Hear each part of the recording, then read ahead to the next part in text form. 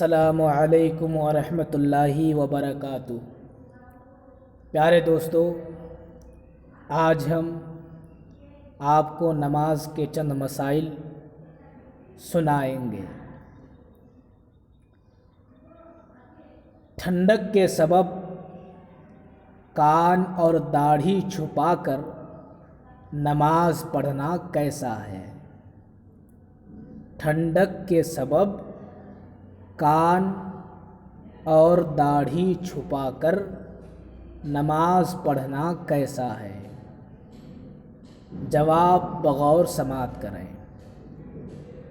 بحالت نماز کان چھپانے میں حرج نہیں ہے۔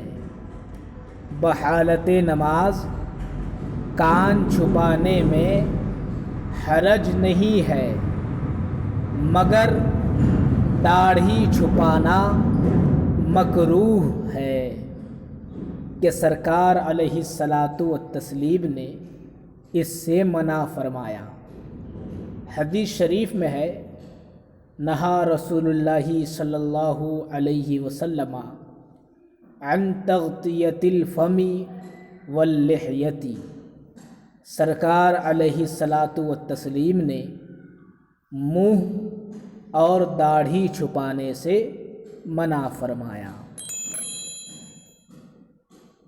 دوسری بات، ننگے سر نماز پڑھنا کیسا ہے؟ تو اس تعلق سے فقہائے کرام نے ننگے سر نماز پڑھنے کی 3 قسمیں کی ہیں۔ نمبر 1، سستی سے ننگے سر نماز پڑھنا، یعنی ٹوپی پہننا بوجھ معلوم ہوتا ہو یا گرمی معلوم ہوتی ہو تو یہ مکروہ تنزیہی ہے۔ نمبر 2، اگر ننگے سر اس لیے پڑھ رہا ہے کہ اس سے نماز کی تحقیر اور اہانت مقصود ہو، مثلا نماز کوئی ایسی محتم بالشان چیز نہیں ہے جس کے لیے ٹوپی عمامہ پہنا جائے، تو یہ کفر ہے۔